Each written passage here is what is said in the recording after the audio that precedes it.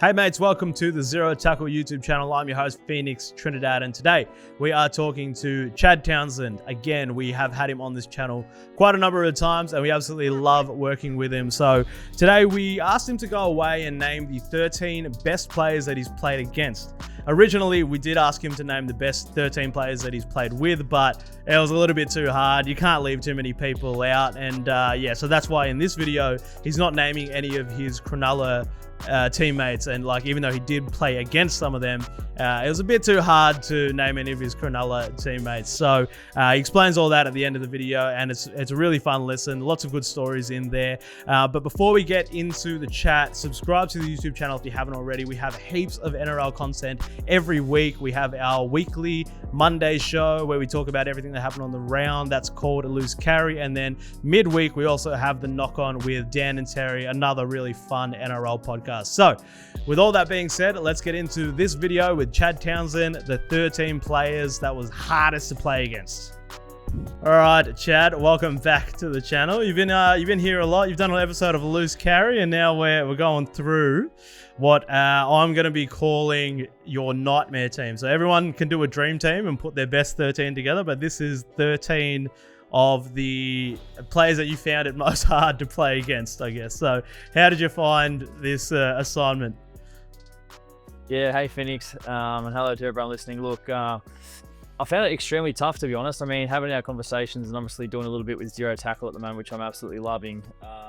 You asked me, would I put together a team of the best team I played with, and I was like, oh, I can't do that. I don't want to disrespect some of the teammates I've played with along the way. So then the next question was, how about the guys you played against? And I was like, well, that sounds a little bit easier. I mean, I did find it extremely challenging, and some of the players we'll go over today. I'm sure there'll be people like, how could you leave him out? But obviously I've got my own reasons, and I'm looking forward to it. It should be a bit of fun. Yeah, I feel like if you did your dream team of players that you've played with, you'd definitely be getting some feedback from the boys on depending on who you left out. All right, should we crack straight in? All right, yeah, let's do it. Hell yeah. All right, so in the number one, we'll start with the fullback position. We have, Billy Slater. Let's go. Yeah, the list is quite extensive. Obviously, over my 15 years playing in the NRL, I got the chance to play against some great fullbacks, and some of the names that I got to choose from, the likes of James Tedesco, Tom Trbojevic, Greg Inglis, Ben Barber, Jared Hayne, Brett Stewart, Anthony Minicello, Darius Boyd, Kalen Ponga. All these guys have had careers in their own rights, but I kind of came down to one name that just sort of kept sticking with me every time. I played against Billy Slater. I just knew that we're in for a big game, and obviously, my time at Cronulla, which is where I played the predominantly the most of my career, we had some massive games against Melbourne, and he was at the forefront of some of those games, and he was just an ultra competitive player. He wanted to win. Obviously, he's played over 300 games, 319 games. He played 30 test matches for Australia, 31 games for Queensland. He's now the current Queensland coach. And you just knew that he was just going to compete. And he had it all. To me, he had the speed, the footwork, the skill. He could execute his passing game on his day. He could hit the winger on the chest. And to me, he had the full package. And, you look around at some players, not all of them have the full package. And I thought he did. And he was extremely hard to handle. And, I really enjoyed the challenge of going up against him. Yeah, absolute legend of the game. Kind of revolutionized the fullback role in a way, wouldn't you say? Yeah, 100%. I think just changed the way, especially a fullback was then able to ball play. A lot of the, I guess the old school way of fullback was just to be that ball runner. You know what I mean? But he sort of came in and was able to sort of, pass and execute his skill. And obviously, I think what was most impressive and almost the hardest thing to handle with him was his combination with Cronk and Smith. The amount of trick plays that those three would come up with, you'd watch Melbourne and just, you could just see they're all on the same page. And that's one thing that I think I really tried to emulate and copy whenever I played with, other spine members. Like, hey, we need to build a combination. You know what I mean? We need to see the same thing. We need to feel the same thing. And I thought that, Cronk, Smith and Slater, the three of them, I thought, had that combination on cue. So, a revolution in the game, and to me will go down as one of the greatest players to ever play. Yeah, absolutely. So, out of those players that we've sort of named, Billy Slater is obviously on a really high pedestal. But is there anyone there, like your Tommy Turbos, your James Tedesco's, your Kalen Pong? Is there anyone there that you can see possibly getting to the level of a Billy Slater? Yeah, look, I think it's without a doubt James Tedesco. I mean, you look at some of the form he's producing this year, and consistently over the term of his career, he's been great for the Roosters. Such a stalwart in their team. He's delivered in the representatives in the representative arena. And to me, it's just I believe Teddy has the full package as well. He's got the run, he can break tackles, he can pass, and his leadership qualities. Obviously, I've had a front row seat to that this year to see how he operates. Controlling such a young and inexperienced side, I think he's done a tremendous job. And I think when it's all said and done for Teddy, whenever that is, to me, he'll be right up there with some of the best fullbacks to ever play. Yeah, absolutely. There's a reason that we got some artwork done of him for the set. All right, well there's your number one jersey, Billy Slater. So let's move now to the wingers. So when you were thinking of wingers, what makes a good winger? Yeah, good question, Phoenix. I mean, wingers get a lot of stick, or they have had a lot of stick over the course of my career. I mean, we tend to have a lot of fun at wingers, every now and then at training. But obviously, I think the modern day winger is more important than ever. You just see some of the plays that the big wingers are making these days, whether they're leaping in the air or their backfield carries and yardage. I mean, you just look at what Brian To'o's done consistently over the past 5 years. Probably respectfully at the size and stature that he is, much smaller than many other guys that have played before him, but just ultra consistent. I was fortunate enough to play against some of the great wingers of the game, which I thought over my career, and it was a tough choice. I mean, early on in my career, some names that come to mind, Akila Uate. He was outstanding, earlier in my career and really hard to handle. Had some long runs, some excellent tries. Suliasa Vinivalu, Mike Acevo, and then more recently, I guess, Xavier Coates. But the two that I wanted to go with, and I'll start with the 2013 Winger of the Year, Dally M Winger of the Year, which was Roger Tuivasa-Sheck. When he bursted onto the scene for the Roosters, obviously they would go on to win the comp that season. He was unbelievable. Just his footwork, some of his highlights he was creating. I still remember that highlight. He got the ball in no space, and young Tonamapea was on the Melbourne wing, and Roger just turned him inside out in no room. And that highlight, that angle will just live with me forever. And, he was ultra, really hard to handle. You knew you were going to have a day against him. And the other winger, well, he's still playing, and he's doing some absolutely incredible stuff at the moment. And then that's one of my teammates at the Roosters, Daniel Tupou. Obviously, I played against Tupou for such a long time, and I just feel like Tupou is just such an underrated winger, and he deserves his flowers. What he's been able to do at a consistent level. I mean, I know there's been a lot of speculation and talk about Alex Johnson and his unbelievable try-scoring record, but to just note that Tupou, is not far behind him. And just goes about his business quietly. His yardage carries are great, being ultra consistent. And so my two wingers, Daniel Tupou and Roger Tuivasa-Sheck. Love it. So with Tupou, what is it like playing against him for all those years, and then finally just being like, okay, I get to be on your team now? So I remember, obviously, playing against Tupou. Predominantly, I would play on the right side of the field, and Tupou plays on the left wing. So a lot of the times on last play, it'd be like, I am kicking the ball to Daniel Tupou. And I just remember thinking, how can I make this guy uncomfortable? How can I put him in uncomfortable positions? Because, every time you kick a ball down that right corridor for us, it'd be like Tupou just swallows it, he carries it back, and more often than not, he breaks tackles. Or on play two, if the fullbacks caught the ball, he comes around, he has an ultra, consistent yardage carry, and then more often than not, he's able to offload that ball as well. And then also on last play in the attacking field, it's like if I'm putting a cross kick up, I am not kicking to Daniel Tupou. I'm trying to bring it a little bit tighter in on potentially the halfback's head or the center's head, so Tupou can't catch the ball. Because if you kick to your winger, Tupou is there, and more often than not, he's just going to catch the ball. So on the flip side, when you're Toops' teammate, I mean, you see what Sammy Walker's done in the past couple of weeks, this season with regards to his last plays. Just get the ball in a position for Toops, and Toops just does the rest. I mean, his try scoring ability is incredible. And, like I said, goes about his business under the radar, very quiet, very humble, but, will go down as one of the greatest wingers of all time. Yeah, absolutely. This is shaping up to be quite an exciting team.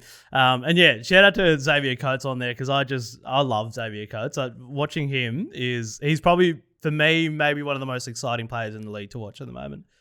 Well, I think just quickly, Phoenix, before we move on, I read the quote from Craig Bellamy during the week, that he said he had him at the top of the list, which is quite a compliment. I mean, you think about some of the wingers that have played for Melbourne, the likes of, I guess, Israel Folau, and so on, Marcus Bai, etc. So for him to have Coates right up there just goes to show, I guess Xavier's coach still has a long time to play. And when it's all said and done, he has the ceiling and the potential to keep going and go down with some of the game's greats as well. Yeah, I mean, you can put a ceiling on it, but he'll leap right through it. His vertical leap is unreal. All right. Yeah, let's... all right, so the centers. This is interesting. So, who have we got for the centers? Your first one, I've got here, Josh Morris. Yeah, so played against Josh Morris for a long time over the course of my career. I remember early on as a young fella coming up against Josh Morris at the Bulldogs, and you just knew... Like Josh Morris, I actually played with Josh Morris for one season at Cronulla in 2019. He left the Bulldogs and came to the Sharks before he went to the Roosters. And I just remember he was so hard to attack against. He was I thought he was the best defensive setter that I ever played against. And, quite often not, you can get a read on opposition centers with, how they defend, if they're always aggressive, if they're always passive. But he would just do a different thing every single time. And I remember attacking him thinking, geez, like he's half up, he's bluffing me, he's in, he's out, and then you'd get a one-on-one with our center with him. And every time he just knock down the fend and just basically smother your opposition center. So look, I think that's why the reason I put J-Moz in there. He's a funny dude, J-Moz, if you get to know him. But yeah, you just knew that you're in for a tough day, and it was hard to score points down that edge when J-Moz was defending, and that's why a lot of the times when we would play against him, we'd try and go to the other edge because we just knew that his defense was so good, and he had a great career and did a great job for multiple teams. Yep. Absolutely. And your other centre, so probably could have had him as fullback as well, but Greg Inglis. Yeah, so I went with GI. I mean, it was very hard to leave GI out of this team. I mean, played against GI for a long time, and actually saw him the other day. I bumped into him. You just forget how actually big in stature he is. Yeah. But yeah, obviously this was a tough decision. An easy decision to put him in. But I guess when you look at the likes of some of the other guys I was lucky enough to play against over the course of my career in that centre position, I mean, the likes of Joseph Manu, Latrell Mitchell, Cooper, Gasnier, Jennings, Justin Hodges as well was a big one. I was a big Justin Hodges fan. And then I guess just recently, you've got Katoni Staggs, Herbie Farnworth. But, I went with GI purely from the fact that when I was trying to tackle GI, it was like, how do I not get swatted away by his fend? If he comes at me, and I mean, we've all seen our mate Jamie Soward. We've seen our dear friend from the loose tackle Jamie Soward get swatted away by Greg Inglis. I mean, I was lucky enough; I never had that highlight on Inglis, probably because I don't know. Well, I was gotten bumped off somewhere else, but GI on his day. I mean, he could do it in multiple positions. Obviously, that we saw over the course of his career. A leader, a captain, changed the game with his physicality and that big palm that we just come to know and love. And obviously, the Goanna try scoring celebration was one that, I was really, I guess really terrified when I was coming up against him. Yeah, he is such an intimidating figure. And also, just mentioning Jamie Soward there, this is definitely going to get clipped up, and we're going to have to put this in alongside the highlight and see how he's going to hate it. I love it. I can't wait to see it. I love it. All right. Let's get into your number 6 jersey. So your 5/8. We've gone with Darren Lockyer. Yeah, so, Darren Lockyer, 2011, I got to make my NRL debut against Lockyer. I know this is a long time ago. I only got to play the one game against Darren Lockyer, but it does count. Yeah. It was a big game for me. Obviously, my NRL debut was at Shark Park on a Friday night, and I remember Flano telling me 2 days before the game, mate, you're going to make your debut this weekend. And I was like, I couldn't sleep for 2 days. I knew Darren Lockyer was playing, and he was one of my favourite players growing up, even though he was a Queenslander and obviously, don't like Queensland.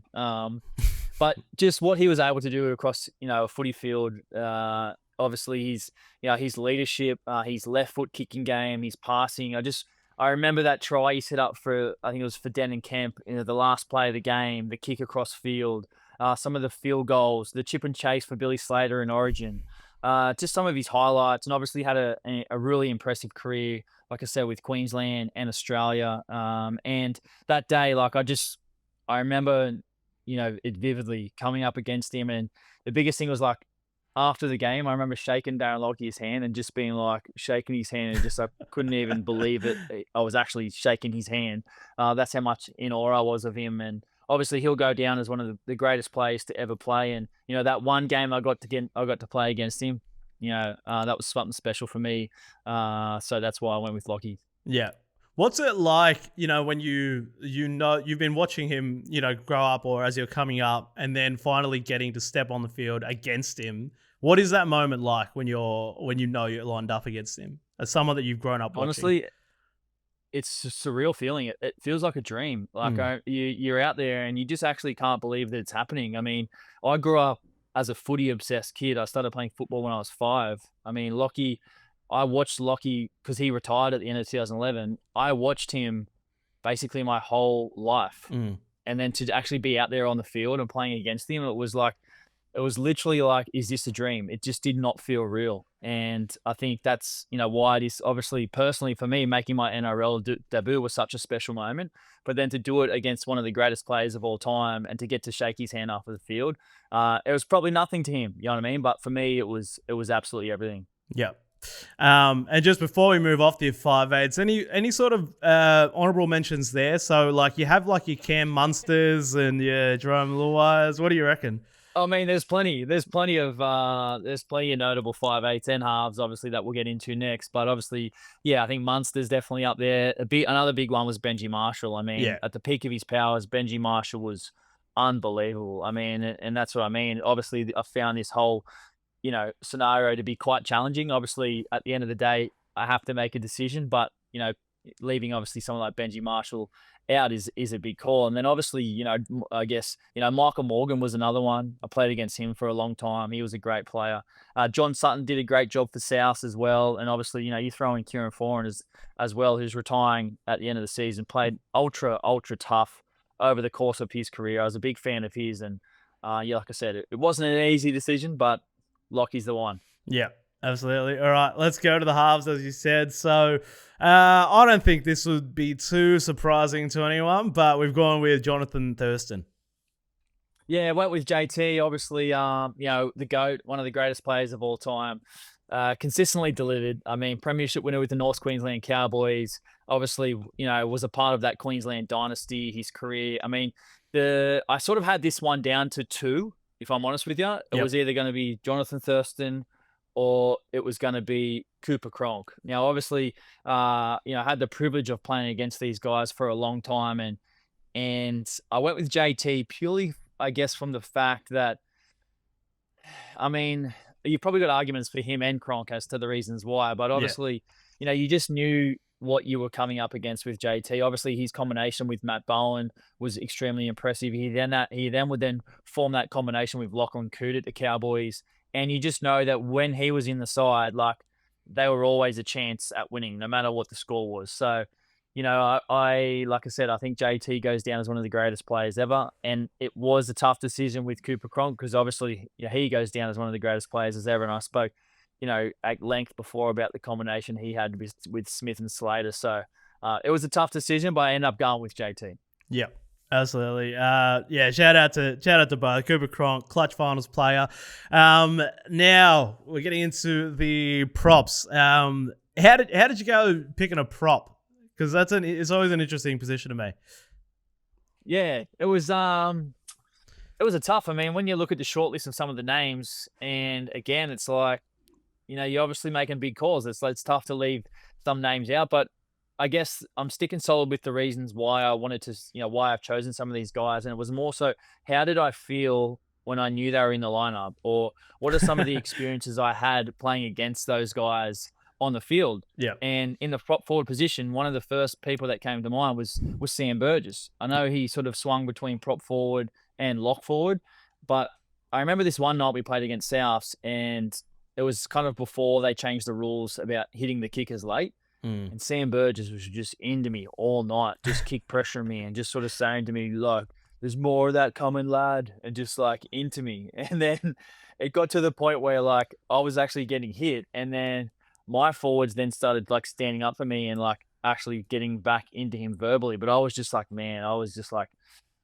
scared. I was like, Sam Burgess is actually coming after me. And then I was like, do I say something? Do I not? I'm not really one to get a bit verbal, but I chose not to say something because I just didn't want to make Sam Burgess angry. I was like, I don't need him being more aggressive than he actually already is. Need me throwing out more bait. So Sam Burgess was one. And the other one I went with was Jesse Bromwich. I just felt like Jesse Bromwich, you look at his career and the consistency and longevity he showed with the Melbourne Storm. I know he obviously finished with the Dolphins, but yeah, I guess going back on those earlier days, or those, I guess, glory days when it was the Cronulla Sharks versus Melbourne Storm. Obviously, we had some massive clashes against the Storm, and Jesse Bromwich was always at the forefront of that. He was the leader of their pack, and for us, it was like Matt Pryor and Andrew Fafita. If they got over Jesse Bromwich, then we would more often than not win the game. So Jesse Bromwich, you knew what you were going to get. Obviously, he had an outstanding career with, the New Zealand Kiwis as well. So yeah, I went with Bromwich and went with Sam Burgess in the front row.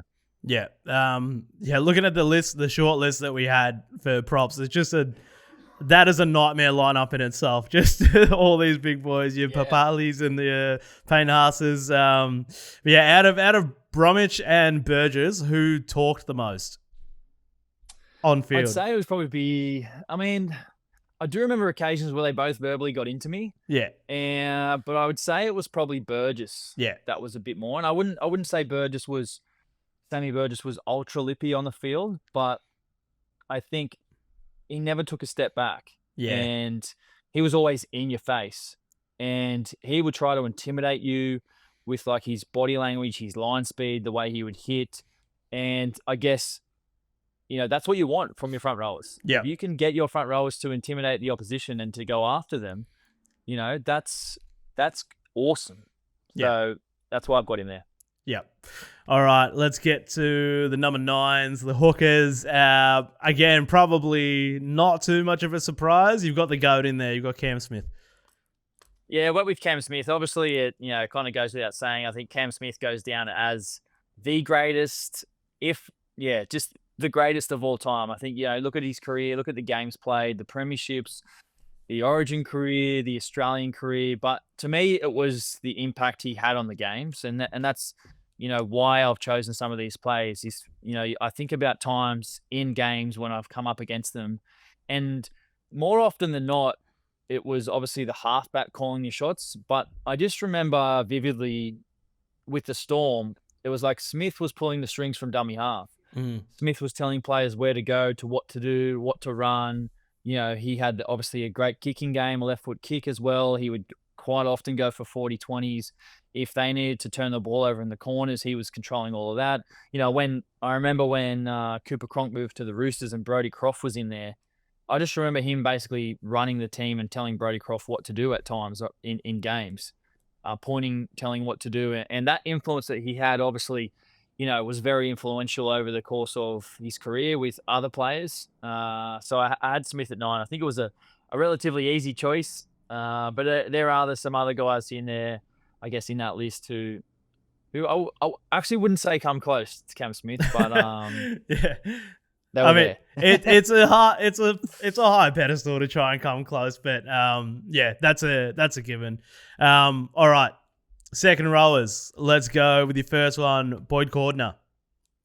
Yeah, so I went with Boyd Cordner. To me, Boyd was one of the toughest back rowers I ever had to come against, and I feel like being a halfback, obviously, all the time you do tackle your opposition, your back row is the one that's running straight at you. Mm. And I remember just playing against the Roosters, and it was always, Boyd Cordner was running these lines on my inside shoulder, and obviously they hit him short. I had to step in and hit him with everything I had. And I just remember the Roosters, there was a couple of years there where Mitch Pearce used to run this shape where like Boyd Cordner would be on my outside shoulder, and then have like a middle forward, whether it was Sam Mower or Jared Hargraves on the inside shoulder, and they'd sort of Pearce would come into the line and either play short or long. And a lot of the times he'd play long to Boyd Cordner, which just isolated me as a half. And it was like I had to just dive in and give absolutely Boyd everything I had.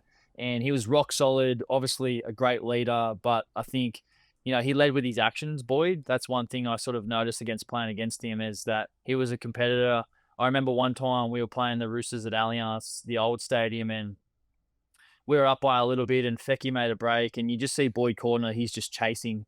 There's no way in the world he's going to catch Fecky, but he just chases him to the end to try and hurt him to the sideline. Yeah. And that's why I went with Boyd, just a true competitor, really hard to tackle. I mean, a lot of the back rows I played against were very hard to tackle, but on the one side, I went with Boyd Cordner. Yeah.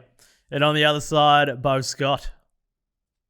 Yeah, so I went with Bo Scott. Again, just on-field experiences, and this happened obviously, quite earlier on in my career. I remember playing against the Dragons a couple of times. I mean, the Dragons had just won the comp in 2010, and then obviously I came into the NRL in 2011. So they were, still had a good team with some consistent players. And Bo Scott, was one of those guys who he would just, if you went into the line, he just fold you and crease you with everything he had. And I remember being on the field and going into the line and just passing it, and Bo Scott just hitting me with everything I had in the ribs. And I was like, oh, I just don't know if I can do that. I don't know if I should do that again. And obviously the next time, you're looking for him. You're worried. Yeah. You're worried about how deep do I go into the line? Like Bo Scott's there. Do I play a little bit earlier? Because he had that fear and that intimidation. And people will know, people remember Bo Scott never took a step back. He was very physical. He played very tough, very hard, and obviously had, a lot of success over the course of his career. So,